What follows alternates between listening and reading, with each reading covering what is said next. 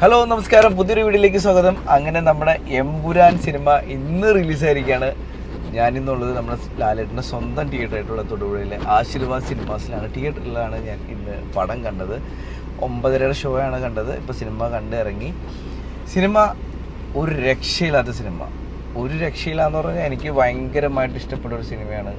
കാരണം സിനിമയിലെ ഓരോ വർക്കുകളും പറഞ്ഞ പൃഥ്വിരാജിൻ്റെ ഒരു ഡയറക്ഷൻ ഒന്നും പറയാനില്ല. കാരണം ആ സിനിമയുടെ ക്വാളിറ്റി സാധനം നമ്മുടെ മലയാളത്തിൽ നിന്ന് നമുക്ക് മാർക്കറ്റ് ചെയ്യാൻ പറ്റിയൊരു സിനിമയാണ് എമ്പുരാൻ. കാരണം ആ സിനിമയിലെ ക്യാമറ വർക്ക് ആണെങ്കിലും അതിൻ്റെ കളറിങ് ആണെങ്കിലും എഡിറ്റിംഗ് ആണെങ്കിലും ഗ്രാഫിക്സ് വർക്കുകളൊക്കെ ഒന്നും പറയാൻ പറ്റില്ല. കാരണം അത്രയ്ക്കും മനോഹരമായിട്ടാണ് ചെയ്തിരിക്കുന്നത്. കാരണം ഒരു ഹോളിവുഡ് ടച്ചിലേക്ക് വരുന്ന ഗ്രാഫിക്സ് വർക്കുകളാണ് ഈ സിനിമയിൽ ചെയ്തിരിക്കുന്നത്.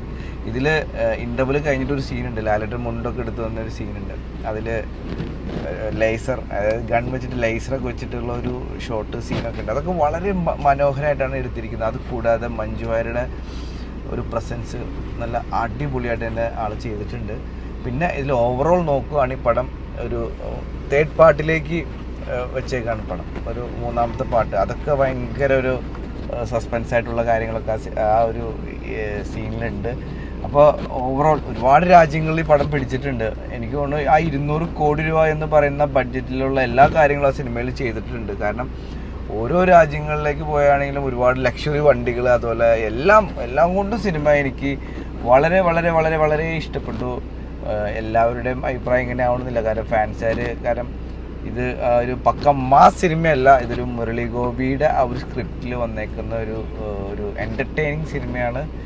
ചില ആളുകൾക്ക് ഈ പടം ഇഷ്ടപ്പെടില്ല, ചില ആൾക്കാർക്ക് ഇഷ്ടപ്പെടും. അത് എനിക്ക് തോന്നുന്നു ഓവർ ഹൈപ്പിങ്ങിൻ്റെ ഒരു പ്രോബ്ലമാണ്. പക്ഷേ ഓവറോൾ എനിക്ക് ഈ സിനിമ എനിക്ക് വളരെയധികം ഇഷ്ടപ്പെട്ടു.